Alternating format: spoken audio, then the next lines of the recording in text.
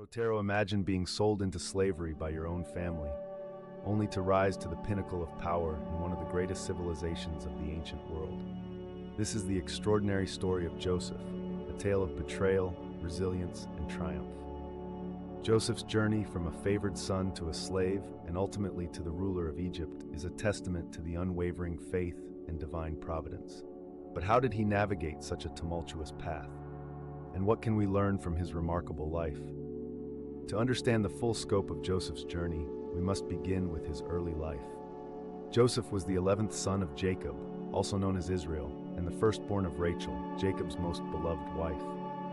This family dynamic set the stage for a story filled with favoritism and jealousy.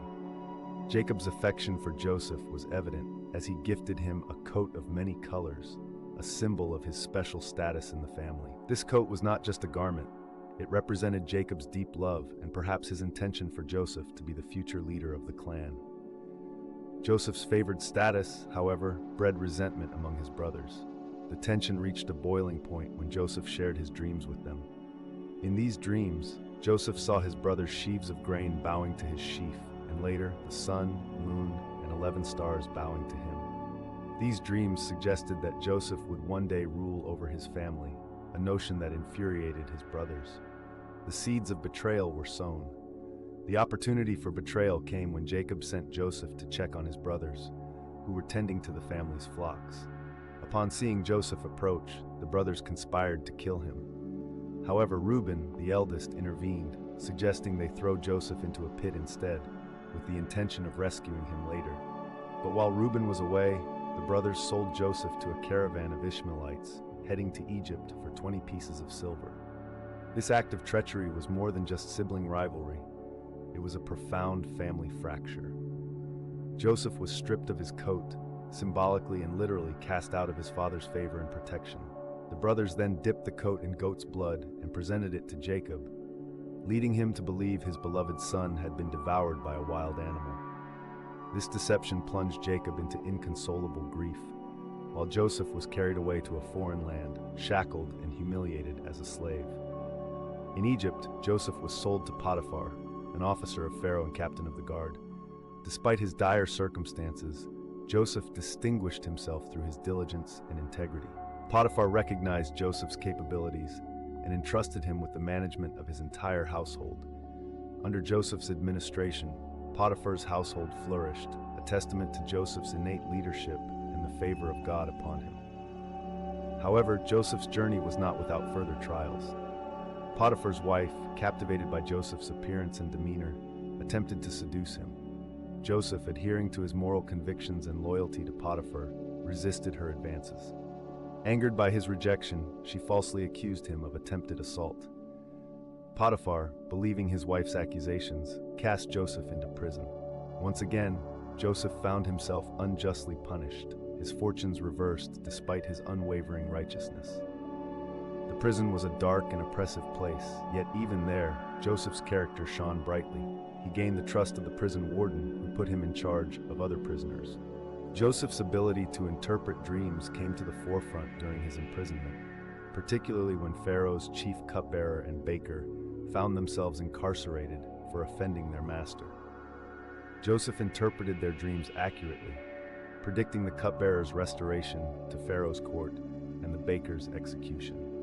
Joseph's gift of dream interpretation was about to become the key to his dramatic rise. 2 years after the cupbearer's release, Pharaoh was troubled by dreams that none of his wise men could interpret. In one dream, Pharaoh saw 7 healthy cows being devoured by 7 gaunt cows, and in another, 7 healthy ears of grain swallowed by 7 thin, blighted ears.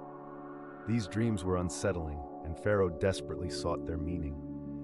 It was then that the cupbearer remembered Joseph and his ability to interpret dreams.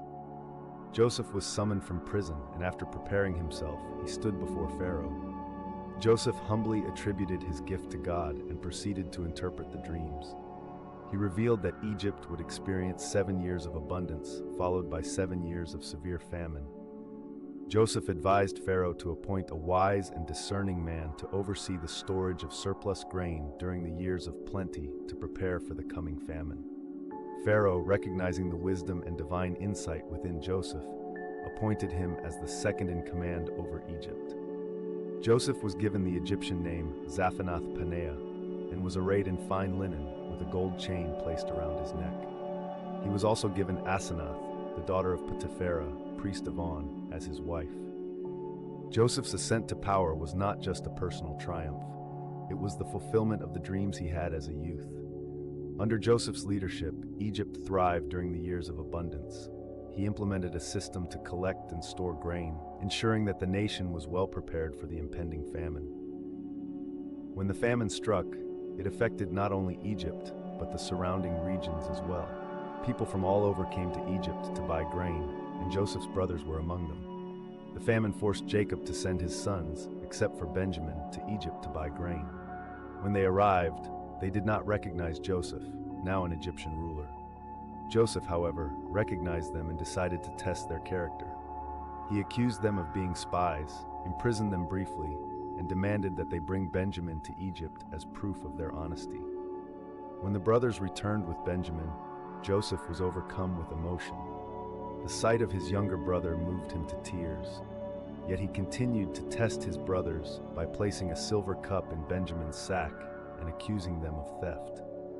When they offered themselves as slaves in place of Benjamin, Joseph saw their transformation and revealed his identity to them. The reunion was poignant and emotional. Joseph's forgiveness and grace towards his brothers reflected his understanding of divine providence. He assured them that their actions, though intended for harm, were used by God for good, to preserve life during the famine. Joseph's reconciliation with his brothers marked the restoration of his family and the healing of old wounds. Joseph's story is a profound narrative of faith, forgiveness, and the sovereignty of God. His journey from slave to ruler teaches us about resilience in adversity, the importance of integrity, and the power of forgiveness. Joseph's life exemplifies how God can use even the darkest circumstances to fulfill his purposes and bring about redemption.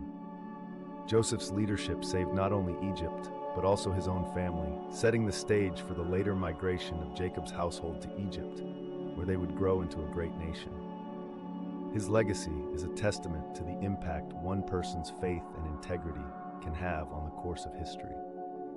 As we reflect on Joseph's inspiring journey, let us consider how we can apply the lessons of his life to our own. How can we maintain integrity in the face of challenges? How can we extend forgiveness to those who have wronged us? And how can we remain steadfast in our faith, trusting that God is at work even when we cannot see it? If you found Joseph's story as compelling as we did, please like this video, share your thoughts in the comments below, and subscribe to our channel for more in-depth explorations of biblical characters and their timeless lessons. Thank you for joining us on this journey through the life of Joseph, a true testament to the power of faith and perseverance.